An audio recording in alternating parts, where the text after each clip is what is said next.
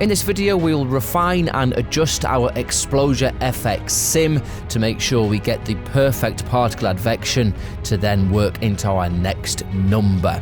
So let's jump into Cinema 4D and get started. So here we are in our countdown to advection scene. This is where we got to in the last video. So now we're going to pick up on this and we're going to try and make this look and feel a little bit better. So there's a couple of problems here that we need to sort out. In fact, look, what I'm going to do, let's just go to our emitter grains and we can improve the playback a little bit. I mean, look, there's a heavy fluid effects sim going on here, so it's not going to play quickly, but we can improve the playback a little if we change the editor display from circles filled to dots, which will make it slightly harder for us to see the particles, but we're going to get better playback. So here we go. We've got our particles moving. Now, one thing you're going to notice some unwanted behavior when we get to the point where we're switching the fluid effects sim off. So let's just see, as we're getting through, let's just highlight the fluid effects. So here are our keyframes switching it off. And remember, we've deselected the fluid effects, deactivated it at this point, so our advection can take over. But you will see that as soon as the fluid effects is switched off, gravity makes the particles immediately drop because the fluid effects isn't keeping them apart in a grains-like way anymore because we've switched it off. So what we need to do is, let's just come down a little bit. Our gravity, we want to deactivate this at exactly the same point as when we deactivated the fluid effects. So let's move down to this keyframe. So on frame 75. So let's just go to frame 75. Let's keyframe the gravity enabled on frame 75. Go forward a frame to 76 and deactivate it. So then we're not going to get that sync. As the fluid effects is deactivated, it's no longer kind of separating those grains particles and changing the velocity to make it right. So they were syncing, but now we've deactivated the gravity. That will have stopped that quick kind of sync before the advection is able to take over from our xpExplosiaFX sim. Now, another thing to keep your eye on is that at the moment, our emission object is a bit too low down. This is where the fire's coming from. Yeah, that sorted out that gravity jump. But what we need is, we could do with this number 2 being a little bit further into our grains particles. And by that I mean, it's a very simple fix. Let's go to our 2EFX source. Let's go just to the normal object view, live selection. So here's our 2 source. What we want to do is just move this into the particles a little bit. Okay, and then we can make that invisible now. So let's just resim that. Let's make this gravity invisible. We'll make all of these modifiers invisible to clean up our viewport a little. All right. So here comes the fluid effects granular crumble. There we go. And now we've just moved that emission object slightly. It should just grab some more of these edge particles as the advection starts to happen. So let's just have a look. Here it comes. Very cool. So let's just have a look at, we'll take our number 1 and make that invisible so we can just see this a little bit more closely. Let's make our flow field domain invisible as well. There we go. And we'll just make those particles invisible just for the time being. So we're kind of starting to get the shape of what we want here. The problem is that as soon as we get this advection, we're getting this nice pull apart of R3, but it almost destroys the shape of it completely straight away. And what we really want is we want the 2 to remain kind of readable, and the advected bits to be spiking outwards and following the flow of our flow field. And at the moment, the advection, it makes the grains look quite sparse straight away. So we need a strategy on how we're going to sort that out. So here it comes. Here comes the advection. Bang. So we've got some nice movement there. But you see how, look, we've lost the shape of the 2 here straight away. What would be nice is if we kept some of the 2 shape nice and thick with thick sand grains, but then we have these spiky tendrils moving around with the advection at the same time. So that is what we're going to sort out next. And the way in which we're going to achieve this is, well, it's a bit of a cheat, in all honesty, but it's a cheat that works very well. And look, we're motion graphics designers. We are cheaters. That's what we do. So let's sort out how we're going to do this, and we're going to do it using particle spawning. So let's just have a look down here at our system grains. And we have our emitter grains, which obviously is making our sand particles. And what we're going to do is we're going to tell this emitter, once fluid effects are switched off and once our advection has started, we want you to spawn some particles in exactly the same position, but we want you to move a little bit more slowly. And what that's going to do is going to cheat and fill in some of those gaps that we got when we were advecting our original particles. So to do that, we're going to go to modifiers, and we want to go to the generate modifiers menu, because this is we want to generate new particles. So in there, we've got all our generating modifiers. And look, we have got an xpSpawn. So let's bring that in.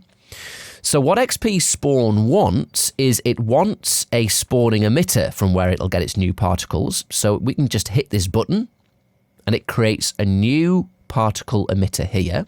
Let's go to basic. Let's rename that and call it emitter spawn. And in the display tab, let's change the icon to pink. And we'll actually, for now, we'll make the particles that pink color as well, and this will make it easier for us to see which are spawned particles and which are the original ones, just while we're setting things up. Excellent. Let's go back to the spawn emitter then, to the object tab. So what do we want to do with this? Well, we want to spawn the particles from the source particle position, that's right.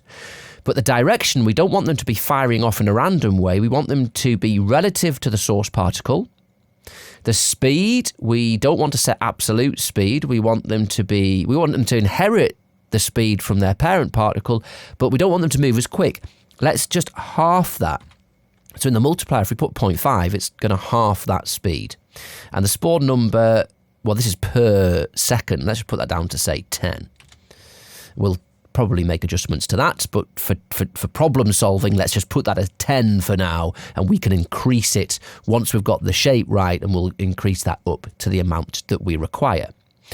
So before I do anything else, I'm just going to disable this spawning modifier. Let's switch it off. And that's because, just think about what's happening here. We have already got, if I press play, we have got this particle setup with quite a lot of particles, which are all being influenced and controlled by fluid effects, which is on high accuracy settings, so lots of sub-steps and iterations. So it's taken quite a long time to solve. And if you think on top of that, if we left our new spawning mod active, it's going to spawn all of those new particles per frame on top of what's already there. And so it's going to become incredibly heavy very quickly. So let's just deactivate it for now until we get our heads around the concept here. Now, we don't need any spawned particles at this point. This is working perfectly for us with the amount that we already have. So we don't want this spawned modifier active at this point. In fact, we only want the spawn modifier active once we have switched off fluid effects and our advection has started. So we switched off fluid effects when we got to this point here. So let's just go and keep playing on till we get to our keyframed position. It's around 75, wasn't it? But we'll go through just so we get an idea of the shape of this. So here we go. We're getting to the point where it was switched off. And let's just hit pause there on 74. So frame 75 and frame 76. So frame 76 is when we deactivate fluid effects. This is when we want our spawning to begin. So what we need to do is this. Let's switch on our spawn. We'll go to the spawning modifier. Now we need to switch on this spawning, but we're not going to do it just by keyframing the enabled. What we are going to do is we're going to use data mapping. So let's go to our mapping tab and we are going to add a map. And the map is going to be, the parameter that we're going to map is not the offset value, it is the spawn number. Okay, so we go back to the object tab, we set the spawn number to be 10 per second. Let's go back to mapping. So the spawn number, we're going to map that to, not the age of the particles, we're going to map it to the, what do we want? Well, let's do scene time, because we know what that scene time is. Okay? And let's have a look.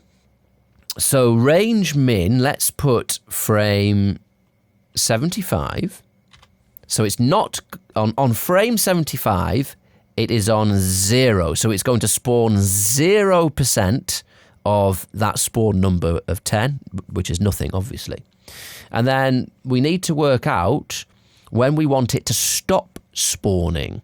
So let's just deactivate the spawn again and play through. Let's just keep an eye. When do we want this to stop spawning? So here's our nice advection.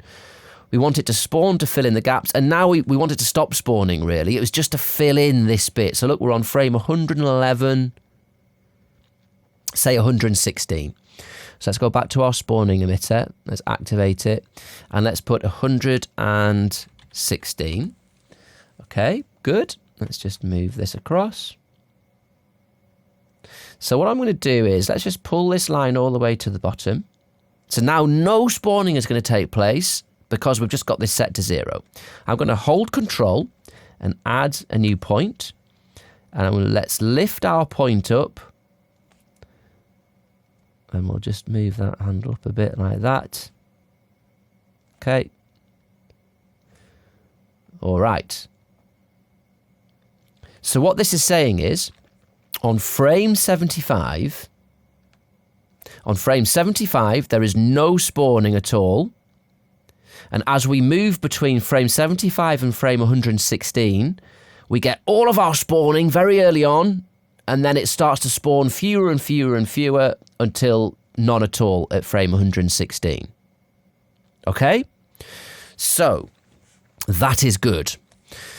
But what do we want to include in this spawning emitter? Let's go to our emitter spawn. Let's go to our modifiers. So what we want to do is, look, it's by default, it's excluded the spawn modifier. And what that's saying is that the new particles can't spawn and spawn and spawn again and get trapped in like a spawning circle. So automatically, the spawning modifier is excluded from the spawning emitter. But what we would really like to do is we would like to include some other ones. So if we have exclude selected, anything we drop in here is going to exclude, which works for the spawning, but actually we want them to be affected by our exposure effects and our flow field. And we're going to want to scale them down at some point with a scaling mod. And if we have it set to exclude, that's not going to work. So let's change it. Let's change it to include. And now what it is saying is it will only use modifiers if they are in this window. So let's delete the spawn because we don't want it to use the spawn. Excellent. And now we can drag in, let's drag in the exposure effects. Let's drag in our flow field. All right. So let's have a look. So if this works, we press play and we shouldn't have any spawned. Look, we haven't got any pink spawned particles at all, which is correct. So let's move on. We're moving on through our scene. Here we go. And we're getting our crumble. So remember, we're looking for when we get to the point where we deactivated the fluid effects and we mapped our spawning modifier to start creating spawns at that point. And it means when they start moving away, we should be filling in those holes. So let's have a look. Here we go. So look, oh, we've suddenly got lots of particles. And look, it's filled in those holes somewhat. So that's worked really nicely. The problem with this is if we dolly around, look, it's spawning all of these ones that are falling away as well with gravity. And it's just, that's unnecessarily taking up computation power that we don't need to do. We don't need to be spawning these ones that are falling away. So let's fix that by going to our spawn modifier and setting up a fall off area so it'll only happen within a certain area. So let's go to fall off and we'll add a box field. And let's just change this around a bit so that can just be on full. And let's bring this way down.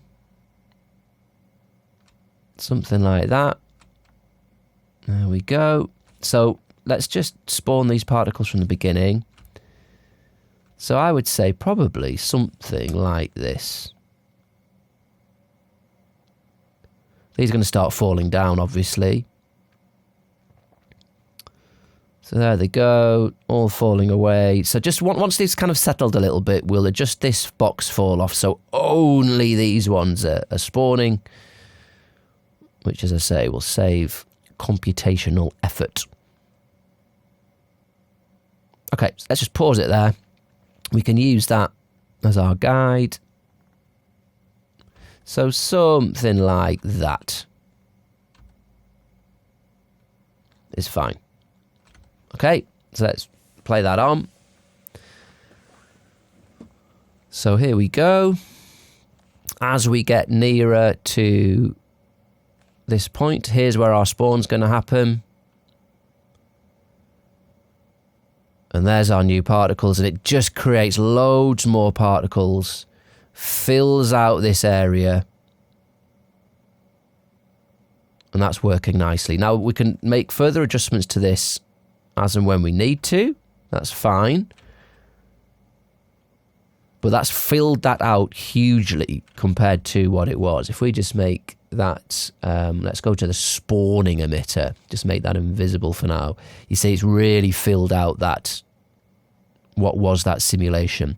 So now we've seen those being spawned, let's change it from this pink colour to actually inherit the colour of its parent particle. So to do that, let's go to the spawning emitter, to the object tab, and at the moment all it's doing, it's inheriting the direction of the particle. It's relative to the source particle direction. It's also inheriting the speed, but that's it. But if we go to this inherit tab, we can now inherit the colour and the particle radius, which is going to be useful. So now let's play through that again. So this will look very different now because instead of it just jumping to pink when it spawns, we're going to see them inherit the same colour. So this should give the effect of it just staying nice and thick as the particles start advecting, and it won't feel like it's all kind of holy and it's losing its number 2 shape too quickly. So here it comes. And again, this becomes quite repetitive. There's lots of playthroughs. We have to keep playing this through at this resolution. But this is the way in which you're going to get your animation looking accurate. There we go. Look, there's our nice filled in particles. Great. That's looking good. Very nice. So yeah, the way you're going to get your good, accurate sims working the way you are, you just got to bite the bullet and play through these simulations in this way. Very good. So we've set up our spawning. That's working really nicely. So now we need to make some adjustments to make this feel better and also look better too. So let's make some refinements now. Let's go down to our exposure effects and let's just make this visible and let's refine this exposure effects look. Now, what I want to do is have a look at how big these individual arcing particles are, because I have a feeling that they are actually too big. If we look here, we're going to get these really big, nice arcs, but our camera position is going to be approximately here, and they're coming really far out of frame. Now, it doesn't matter if they're a little out of frame, but too much, we're not going to get that effect of them flying round. So that's telling me that we need to make some further adjustments to our spline. So let's just make our xpExplosiaFX particles visible and we will see how this is looking. So let's just play this on from here. Now I've identified an interesting problem. Look, now that we have activated both our system grains and system exposure effects, we are now getting some particles that seem to be hanging around here. Look, these haven't flown and followed the trajectory of our directional flow field. Look, these ones are stuck and they're burning. And if we play, look, they're not moving. So what's going wrong with those? Well, this is interesting, and this is another bit of a gotcha. When you're using separate systems, you have to be very careful when you have collider tags. So what's happening here is, if I just switch off the exposure effects and just have these particles active, let's just switch off the spawn and the grain particles. So what's happening is, we've got our particles coming out, and look, these ones are getting stuck, and they're getting stuck on our number 2 collider, which is the collider we're using to catch our grains particles. And when we were first sorting out our exposure effects, we had all this switched off, so it was having no effect. But now it is, and obviously we don't want these particles to get stuck on this geometry. So we have to exclude these emitter particles for the exposure effect source from this collider tag. So the way we do that is, let's go to the collider tag itself. We'll go to the exclusions tab. Let's just lift that up. And all we need to do is drag in this emitter. And now these particles will not be affected by that collider tag, and they'll just pass through the geometry. There we go. So that's what we want. Excellent. All right. So that's one little gotcha that we managed to catch before it tripped us up. Excellent. Okay, so let's just tell you what, let's refine this smoke sim. So we can now we've caught that and we've excluded that emitter. Now let's just deactivate that whole grains sim. Let's make exposure effects active once more, and let's have a look. Now, as I said, this arc is going to be too big with these splines. What we're going to have to do is tighten this in a bit. But because our splines have been made with very few points, it's going to be a really easy adjustment to make. So that's it. They're just flying up too high and too wide. So let's go to the first frame and we'll go to our splines object. Let's go to point view. And look, we already made these adjustments to these points on the spline. So let's pick the rectangle selection tool. We'll choose all of these points. And now if I hit T for the scale tool, or you can just go up here, and let's drag those in. Look, we're shortening those points. That's looking a bit better. So let's just go back to object view and let's play that through again. So now those arcs shouldn't be as great. And we'll just play that through. And here we are coming to the animated fall off of the emitter. There we go. And so they're much tighter arcs now. Excellent. Coming in and meeting in the middle. That's looking very nice.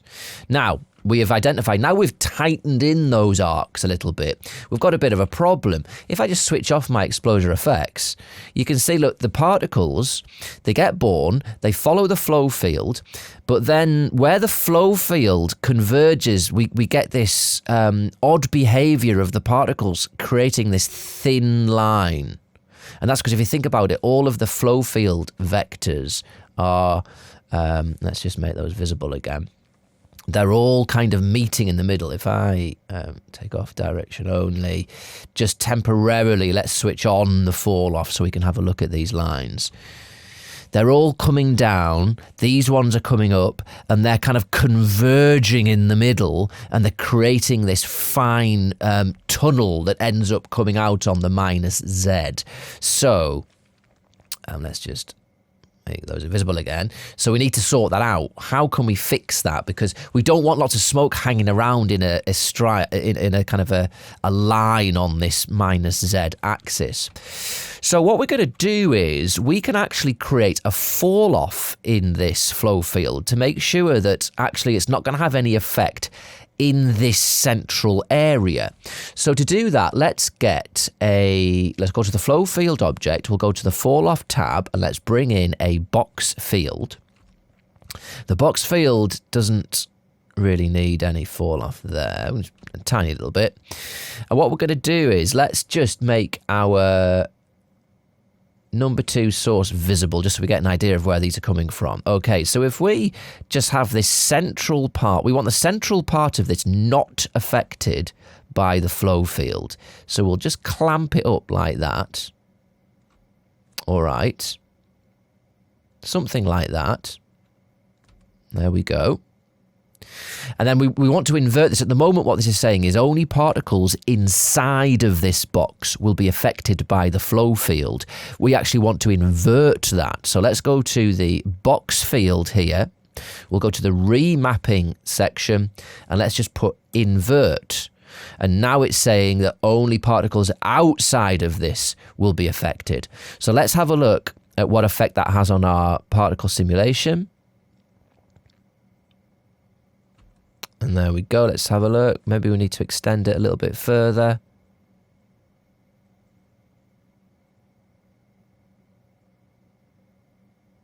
Okay, so they're still coming out a little bit, so let's move it even more so. Here we go. Yes, that's better. So now we're not getting that directional force where those particles meet. We're getting them flying through each other, which is going to look good because they're going to be flying through our number 1 and therefore kind of revealing it. Let's have a look. Yes, that's what we want. Excellent. Brilliant. So we can, let's make that flow field invisible now. Very nice. And let's put our exposure effects back on. Let's have a look at what that smoke looks like. So here comes our sim. Let's make that too invisible. Here we go. So here is our smoke and fire working its way through. And that's going to be coming through the one. Fantastic. Perfect. All right. So obviously at this stage, we're not at production resolution yet for this exposure effects sim. We have been simulating this at a much lower resolution. So let's start creating this in the resolution that we're going to want for our render time. So we'll go to our exposure effects. Let's go to the solver in question. And remember that we put our voxel size to 6 centimeters, which is very large, which means it's a very low resolution simulation, which means we're getting better feedback and playback, but it's not going to look very good in the render. So we're going to need to go down. Well, for our intents and purposes, we can go down to a voxel size of 2, and our camera position is going to be approximately here. And for production level of detail, I would argue that you're going to want to be experimenting at this size, with this container size, this camera position, at least at voxel size of 1 centimeter. But for our intents and purposes for this video, and so we get relatively good playback and faster cache speeds, I'm going to keep mine at 2 centimeters, and when we do the render, you will see the level of detail that we're able to get from 2 centimeters. If you feel that level of detail isn't good enough when we come to render time, then obviously you make your adjustments and make it higher detail. So now that we have decreased our voxel size, which has increased the amount of voxels in the grid, we can actually go back to our source emitter and we can make these particles smaller. Remember, we put these particles radius up to, it was 8 centimeters with a variation of 2. So let's put that down to, say, 5. And in the display, let's just play it at that. So this is going to be a slower simulation now, because there is so much more detail, so much more stuff being worked out here by all of the different solvers. But we're going to have loads more detail in our sim. So here we have got our bits of smoke and fire coming out. They're looking good. Now, of course, we're only going to be rendering this as smoke, so we don't actually need to view the fire. And now that we've increased the voxel amount, we don't need to see as much detail. So let's go back to the exposure effects. Let's go to the display tab. Instead of displaying fuel and smoke, let's just put it to smoke. And let's reduce that level of detail down to, say, I don't know, 80, which will just play through a little bit more quickly. So here we have got our smoke trails looking good. And they're going to come round and converge on this number 1. So here they come. Very nice. We're getting some nice kind of wispy trail bits behind, which is going to look really cool. And now they're going to start penetrating our number 1, which will be revealing it. We'll do that as a trick in the render. We want them to kind of fly through and carry on their trajectory a little so the smoke keeps moving. And it'll create a really nice kind of billowing movement with this smoke as they're kind of the different directions of smoke are meeting. So that's looking good.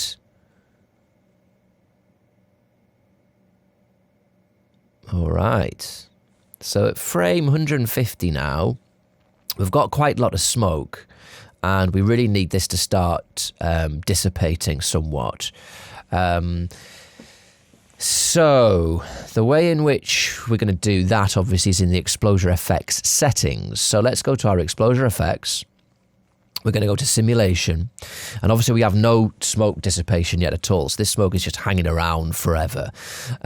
So what we need to do is we need to keyframe some of that dissipation, and I'm going to say that by this time, frame, what are we on, 150, we need to be on what would be our full smoke dissipation. So we'll start, small values go a long way with smoke dissipation, so let's just start with 0.5.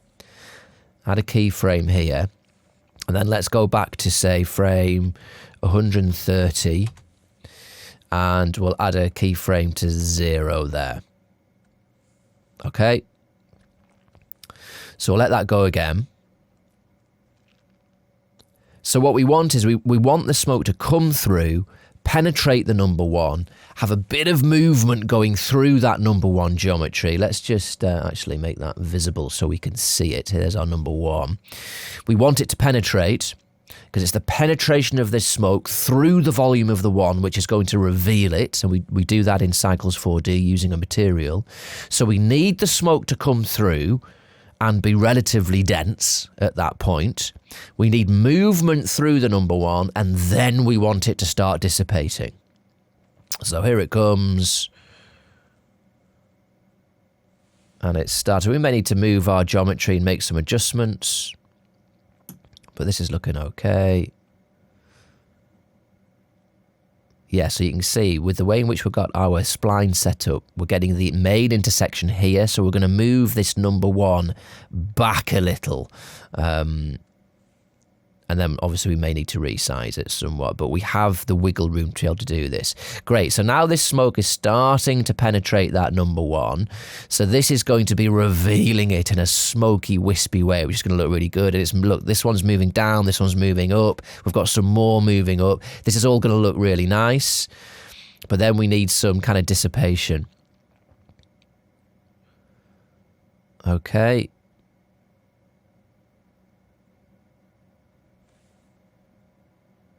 Let's just hit pause there. Let's have a look. And then we want it to fade out, which it is. No, so that dissipation's working now. It's fading away. We're getting some nice movement. That's looking good. Excellent. Now, when you're doing this for your projects for real, obviously we are watching this solve in real time as it's happening, and that obviously isn't full speed. So what you really need to do to time these things correctly is do probably hardware renders is the quickest way of doing it. You can set up a basic render if you're using cycles with kind of low settings so it renders quickly, but you're probably, I would say, better off doing a hardware render, knock it out quickly, play it back in real time to get a really good feeling for how that simulation is looking. And then you can make adjustments with maybe the particle speed or the particle age, or further adjustments with the dissipation of the smoke. There's various settings which will change the look and feel of that. So we're just about done with it for our purposes here, though.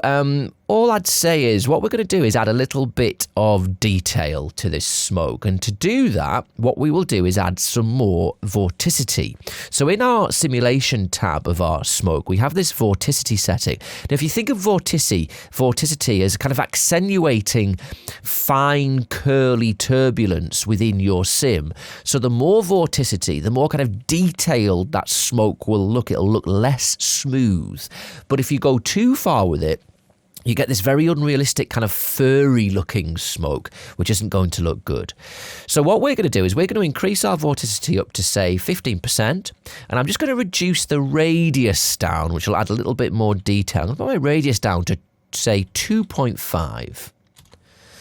And leave it at that for now.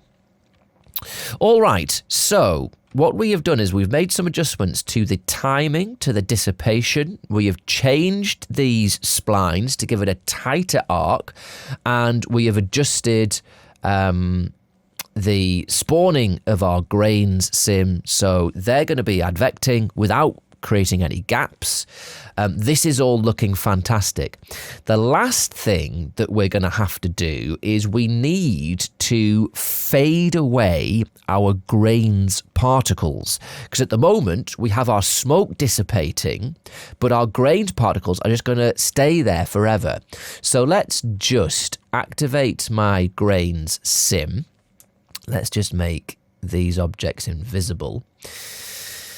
So we'll play this through. Now, again, this is going to be a relatively long playthrough time. It's probably going to take a minute or so to play through this because we've got everything active. We've got a much more high-resolution XpExplosiaFX sim going on. We've got our high-resolution grains sim on the high settings. Once this starts advecting, we're spawning all of these extra particles to fill in those gaps. So we've got a lot going on here. So we're not getting real-time feedback, but we're not doing too badly. So let's just watch these advect. So we're going to get a really nice advection now with a much more detailed XpExplosiaFX sim. They're going to be dragging these particles around. Here we go. That's looking really nice. It's really nice. Look, spiky tendrils coming out here as these particles are getting moved around and advected by that XpExplosiaFX sim. So that's working nicely. So here they come round.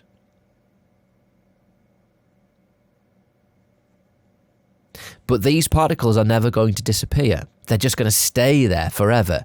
And what we really want is we want these to slowly, randomly disappear over time as our smoke is disappearing. So as these smoke sections kind of converge at the number 1, we kind of want these grain particles to begin disappearing at around this stage here. So what, frame 130, we need those to start disappearing. If I just hit pause and make our exposure effects invisible, you'll see that, look, they haven't disappeared whatsoever.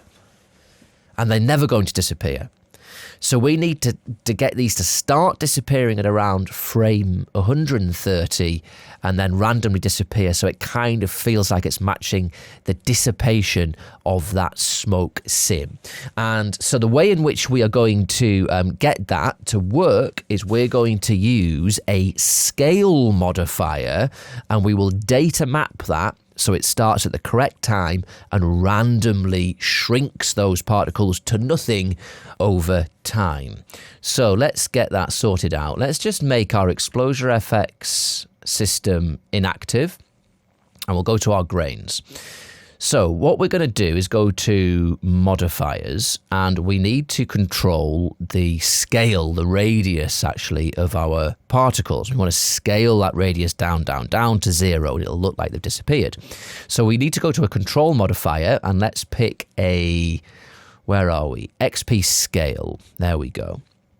Now to view this scale happening at the moment, we're looking at our particles, and look, a couple of things have happened. Immediately, they've all been pushed outwards, which is weird. And we're not actually seeing any scale change. So that's because there's two things happening. We're not seeing the scale change because in our emitter grains, we have got the view type set to dots, which doesn't display radius. So let's change it to a view type that does, circles filled. Okay?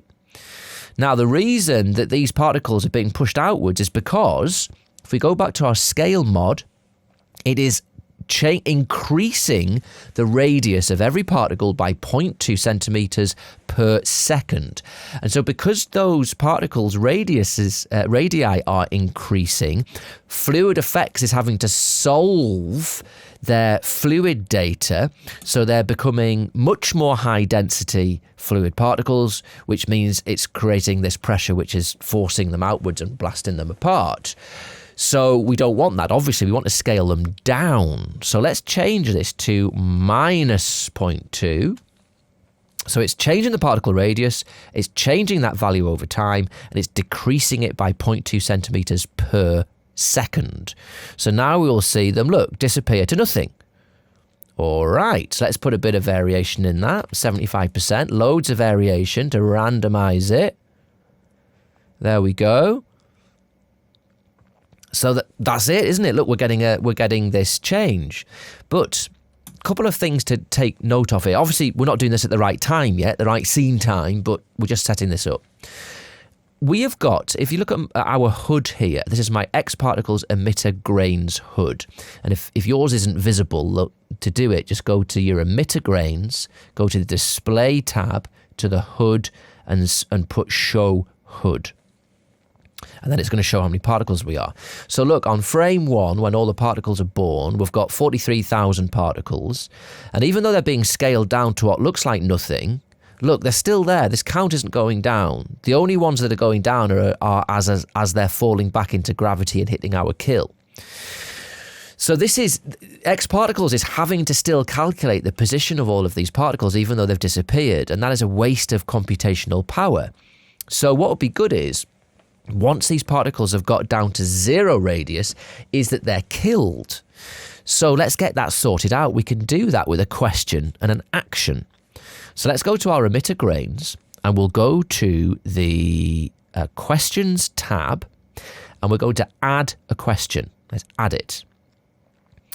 So look, we've got a question appeared here in our questions subfolder in the system.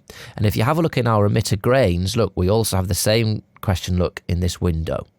So let's go to that particle, to that question. So it's not the particle age we want to look at. What we want to do is read the particle radius. And the question is, if the particle radius equals 0 centimeters radius, so scale down to nothing, then do something. And the something we want to do is an action. So let's add an action.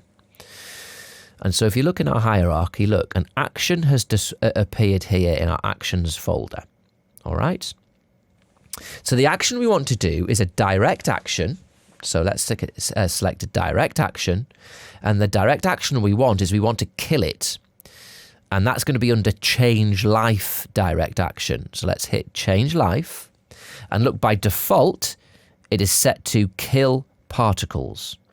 So if this is working, what should happen is the particles are born, the scale modifier is scaling their radius down, and when that reaches 0, this direct action should kill them. So keep your eye on our live particle count here, and as they're scaling down, yes, look, they're dying to nothing. And now look, it's flying through because it's not having to calculate those particles. So that is a really efficient way of doing this. Great. So the beauty of this is we've set up this particle question and this change life action on our emitter grains. But we can get this to affect our spawned particles as well, because obviously we want those to fade out as well. So to do that, all we need to do is go to our emitter spawn, and under the questions tab, let's just drag in our particle radius question. And now it will work. Well, actually, one thing to remember here, one important thing to remember. If we press play now, and this will work on our grain particles, but it won't work on our spawn particles. And the reason it won't work is, if you remember, quite a long time ago now, in the modifiers tab of our spawn emitter, we set the mode to include. So only modifiers that have been dragged into this window will work with this emitter. So for the emitter spawn one, we need to drag in the scale mod, and now it will work. All right. That's cool. So obviously we don't want these to scale down immediately. We want them to start scaling down when that smoke starts getting to that point. And remember, we said it was frame 130. So we could keyframe that in the scale. We could keyframe it to just enable it on frame 130. That would be fine. But we could data map it as well. So let's just go to the mapping tab. Let's data map it. I like using data mapping instead of keyframing wherever possible. It just means your timeline is more neat. So let's add a map. The parameter we want to map is, let's just go to the object tab, this one, the radius change. So let's find that in here. Where is it? Radius change. There we go. And we don't want to map it to the particle age, because the spawned particles have a different age to the grain particles, so it won't work. We want it all to happen at the same time. So instead of age, let's put scene time, which obviously is like a global time. Good. So at the moment, what this is saying is, on frame 0, this scale mod will have 0% of that radius change, so nothing will happen. And it'll gradually go up to full radius change by frame 90. Now, this isn't what we want. The frame range that we want is we want it to start on frame 130. So because I'm going to put it slightly under. So 120 I want it to start. And I want them to be completely faded out by, say, I don't know, 160. And then, so at the moment, because we've got our line on nothing, there's going to be no radius change at all because it's all set to 0. If I hit Control and click there to add another point, let's raise this up. So what this is saying now is, on frame 120, there's no radius change, and no radius change before frame 120. But then from frame 120, the radius change is going to increase and increase and increase until it gets to the full amount, which is minus 0.2 per second. And then it's gradually going to slow down that rate of change back to 160 with nothing. Now, this may not be aggressive enough. Let's have a look. So here are our particles.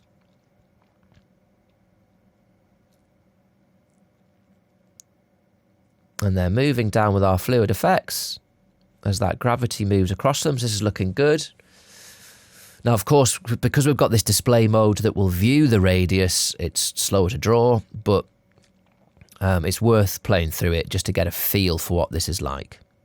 Now again, when you're doing this for real, to get the proper animation speed and timing of this fade, you're not going to be able to do it at this frame rate. Obviously, you need to see it in near to real time. So at this stage, you would want to do some hardware renders to make sure that this scale change is working. But for us, let's have a look. So here it comes.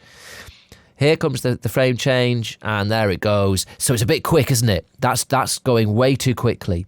So we could slow that down. We could just do it in the mapping, and we can reduce the maximum radius change. That's halved it. That's the equivalent of putting -0.1 by moving this down to halfway.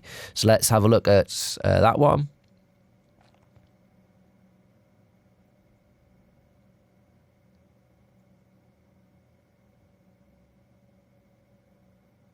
So here it comes.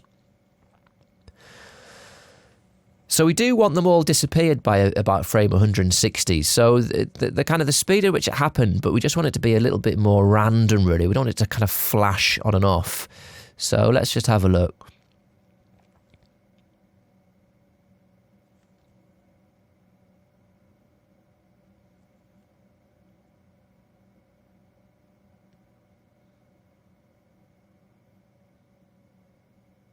So here we come. This is the point where we're going to start getting our spawned particles. And here comes the beginning of the rate change and the scaling down. Okay, so not aggressive enough. So the rate of change was correct on full amount, which is -0.1. And we got rid of them by frame 160. But they all disappear a little bit too quickly. So let's just ease in that so they don't disappear straight away. Let's move it closer to the middle. So now only some of them are going to start gradually fading down, scaling down, and then they're going to scale down more and more quickly as we get nearer to kind of frame 140, and then we'll start tailing that off so they don't disappear all straight away. So this is the beauty of data mapping, is that we're not having to move and highlight keyframes and change them around in the timeline, or kind of change them and move them around and slide them around in our mini timeline down here. We can just make these really simple adjustments to these curves, and everything will happen parametrically, which is really nice. Okay, so here we go. So hopefully we're going to get slightly less of an aggressive radius change down. It's going to kind of ease in a little bit more. So they're easing down. Yeah, easing down. Gone. All right. So again, too aggressive. Let's move it down to maybe this amount. So this is where your hardware renders are going to come in, because you're going to get a really good, accurate representation of how it looks. But for our intents and purposes, just so I can stay with you, we'll keep running through it. It's not taking too long to scrub through. We'll leave it at this one. And then we'll do a cache and a hardware render with our advected smoke. Let's have a look. I'm just going to press pause. Let's just activate our xpExplosiaFX system so we get our advection on this one.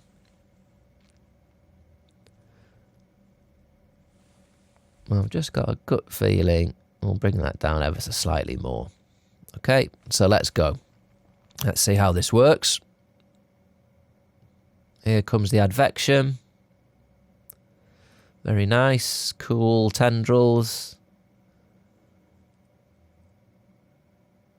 Okay, some nice wispy bits moving off.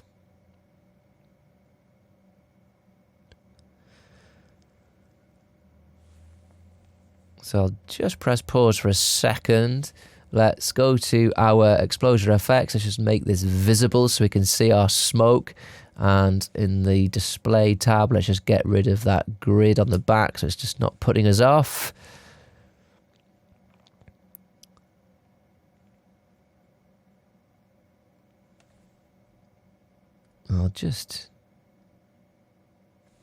Let's just put a bit of blue on that smoke colour so we can differentiate that from the grains. So here we go. So we're starting to converge now. We're getting a little bit of fade out. We want them to start fading as the smoke is coming forwards. They're starting to fade.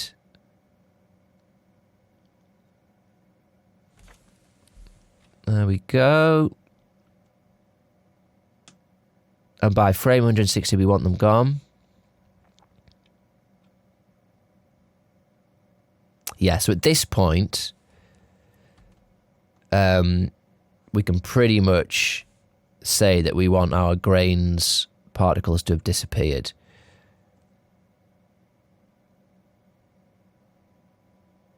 Yeah, so let's go to our scale mod. Let's just increase that up. Okay. Right. So one other thing to note here is when you do your hardware renders, if you want to make any changes, say you're not happy with the way in which these particles are being emitted or the regularity of the plumes, remember that you can always change the random seed of your particle emitter and they'll get emitted from a slightly different point from our geo. So if you wanted to do that, you could go to the EFX system, go to the emitter, go to the advanced tab, and look, you can just put a different seed in and you're going to get a completely different plume. So let's just do that. Look, I'm going to put mine on 0. So this is going to give us a different animation. And do you know what we could do is, this will give us a different animation, but what we could do is think about getting this cached up, couldn't we? And then we can have a look at that cache once it's finished and think about getting a hardware render done. So what we will do is, let's get that cache sorted. So what do we need to do? We'll do a cache which is going to cache everything in this scene. Let's just have a look at what objects will be cached. So we have emitter spawn, emitter grains. All right. So that's everything that's going to get cached in our system grains. That's okay. And then in our system EFX, we're going to have our xpExplosiaFX. So let's remember, when we're caching stuff, it's always a good idea to give it a unique name. So let's call it xpExplosiaFX Sand Advection. And, I mean, look, we don't really need to cache this emitter, but let's just do it anyway. Let's just call that emitter EFX source. All right, good. So let's go to xParticles and let's bring in a cache object. Very good. Let's go to external files. Let's choose our location. We want libraries, MoGraph countdown. To advection, cache, okay. And we don't actually need all 300 frames, do we? Let's put this down to, let's say, oh, let's have a look. Let's just, to be safe, let's put 220 frames. All right, so we will build cache. So I will pause. This probably be about 4 or 5 minutes, I would imagine. So I will pause this now and come back to you when it's finished and tell you how long it took. Okay, so that cache took 6 minutes and 25 seconds, and it is, 5.16 gigs. So let's just have a look. One thing to note here, what we have omitted to do is our spawned particles. If we deactivate our, let's just have a look.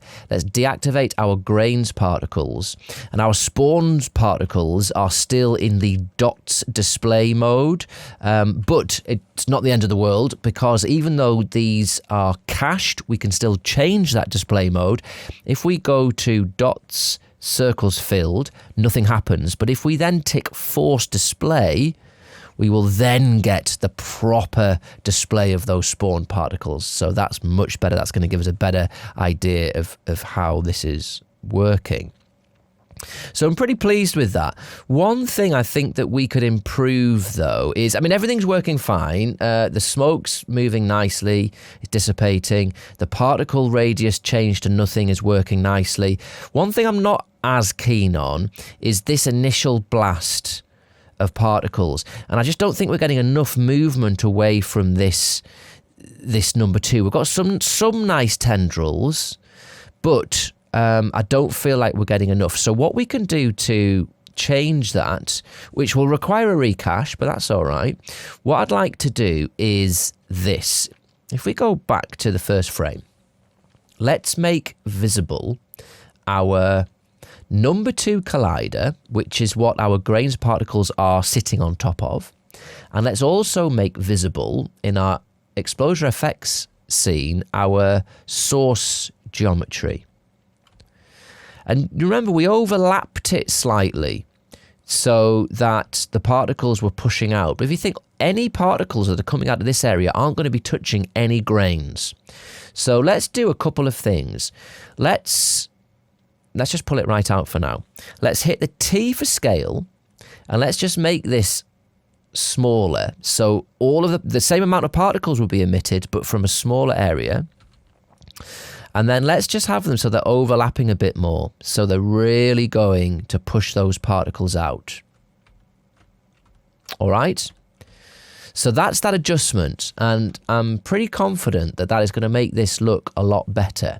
So let's do a recache of that. So we'll go back to our cache object. Everything is active. Yeah. So what we'll do is build cache.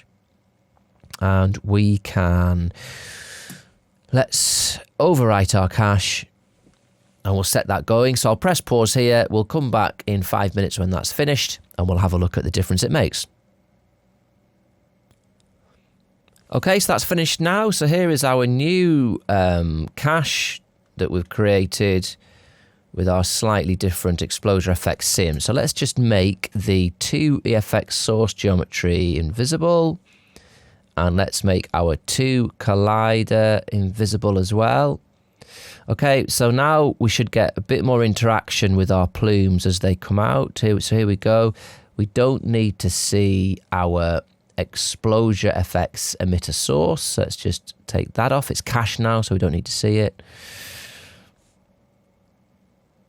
And yeah, look, we're getting loads more interaction now with these plumes as they're pulling apart this number 2. Right, yeah, so that's, I'm much happier now. Look how much more movement and stretch we have got as a result of doing that. So that's fantastic. And then as this smoke comes round, it develops and then dissipates. Fantastic. So it's looking good, but it's very difficult to judge whether it's exactly what we want because we can't play it in real time. So let's do a very quick hardware render, which won't give us a good idea of the look, but it'll give us a good idea of the feel, which is the important bit at this point. So the hardware render, let's just dolly out a little bit. Let's just make the 3 visible, something like that kind of camera position is going to look okay. So let's go to our render settings and we change your renderer by default will be on standard. So you want to go to this renderer tab here and change it to hardware OpenGL. We will deselect save. We don't want to save this. Let's go to the output. The output, we'll do it at 720p. That's fine. We need to make sure the frame rate is the same as our project. So just to double check that, look, if you come in and press Control D, brings up your Cinema 4D settings. And look, our frames per second in the project settings is 30. So you need to make sure that this matches in your render. Okay, good. And then we're going to render all frames 220. Fantastic. So that's looking good. All right, so let's hit render to picture viewer. Here it goes. So this won't take too long at all. You can see, look, that's rendering incredibly fast. This crumble's looking really nice. And I'll just stay with you for now because this is only going to take less than a minute or so. So here comes our xpExplosiaFX. And it's really kind of pulling around and pushing apart this number 2 now. It's looking really nice. Love it. And it's creating these tendrils as the smoke comes round. Now this is taking slightly longer to render now, of course, because we've got all of this voxel information, this volume information that's being played through. This part of the cache is a lot of data. Each frame is, you know, megabytes worth But here we go. So it's all converging now. Where this smoke intersects with our number one, that's going to will create some different coloured smoke to reveal the number one. That's the next video. And it starts to dissipate. Our grains particles are disappearing with that scale mod. And they're all but disappearing. And then our smoke disappears and dissipates as well. So at this speed, I'm pretty pleased with that. It's looking good. So there we go. It's all dissipated by frame 170. So let's just put file, stop rendering, yes. And we'll just hit this button so it'll run through quickly just to put it into cache. And now we'll get our proper speed. So here's a crumble. Number 2, explosion, blast. That's looking nice. I am pleased with that. Vroom. So there's a couple of changes we could make, should you wish. It's always good to be critical. We could perhaps start the scaling slightly later, so it starts scaling down maybe here at this point. We could try a couple of different seeds to get different emissions, different shapes of these tendrils. But all in all, I'm pretty happy with that. That looks pretty cool. All right, so that was a really long scene. Lots of techniques to get in there. This is by far the most complex scene that we've done in this project, but we're just about there now. So we'll save up at this point. We will begin the next scene, which will be actually borrowing quite a lot of the elements from this one to reveal our number one. And then we will have finished with all of our scene builds and we'll be able to finish with a render on. So we'll finish that one now. And the next video will be setting up an additional XpExplosiaFX simulation to help our one reveal.